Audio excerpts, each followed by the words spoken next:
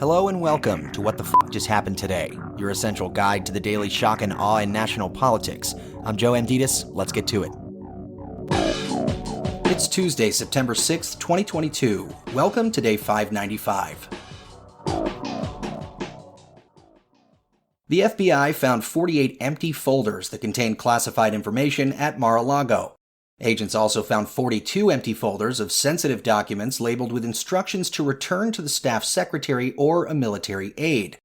In all, the DOJ's search inventory list said the FBI seized 18 documents marked top secret, 54 marked secret, 31 marked confidential, and 11,179 government documents without classification markings.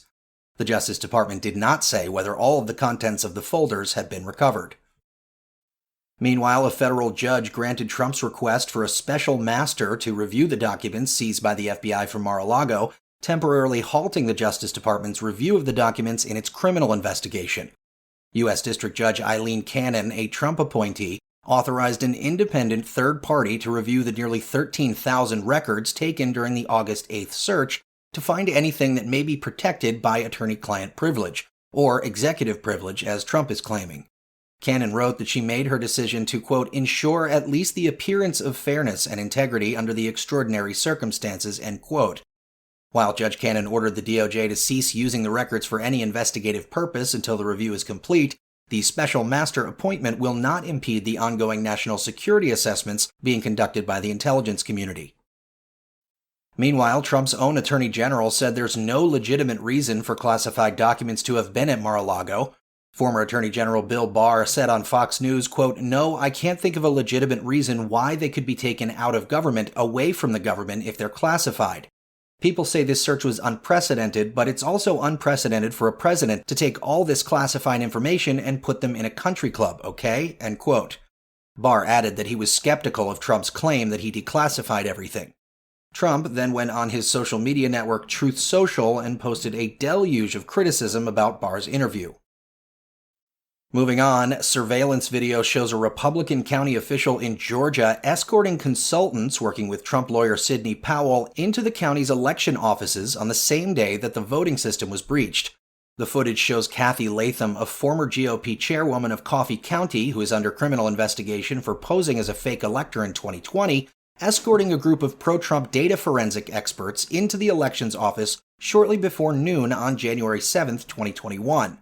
Two of the men seen in the video with Latham, named Scott Hall and Paul Maggio, have previously said that at the behest of Powell, they gained access to and copied software and data from the Dominion voting system machines used by Coffee County. Additional footage also shows 11 days later, Doug Logan and Jeffrey Lenberg visited the elections office seeking evidence that Trump's 2020 defeat was fraudulent. Those two are under investigation for separate alleged breaches of voting machines in Michigan. Latham previously claimed in sworn testimony that she taught a full day of school that day and visited the elections office briefly after classes ended. And finally, a judge removed a New Mexico County commissioner from office for his role in the January 6th attack. Coy Griffin is the first public official in more than a century to be disqualified from office for violating the 14th Amendment. It's also the first time a judge has formally ruled that the January 6th riot at the Capitol was an insurrection. Griffin was convicted earlier this year of trespassing when he breached the barricades outside the Capitol. And in the polls, 538 says 195 Republican nominees running for office fully deny the legitimacy of the 2020 election. An additional 61 candidates have raised questions about the results. In total, there are 529 Republicans running for office. The Wall Street Journal says 60% of voters say abortion should be legal in all or most cases, up from 55% in March. And CBS News says 80% of Americans believe the U.S. is more divided now than it was during their parents' generation. 64% of Americans say they think the potential for political violence will increase in the coming years. That's all for now. You can find the links and sources for all of these stories on the main website. And as always, visit whatthefjusthappenedtoday.com for the latest news and headlines. Until next time, I'm Joe Amditis.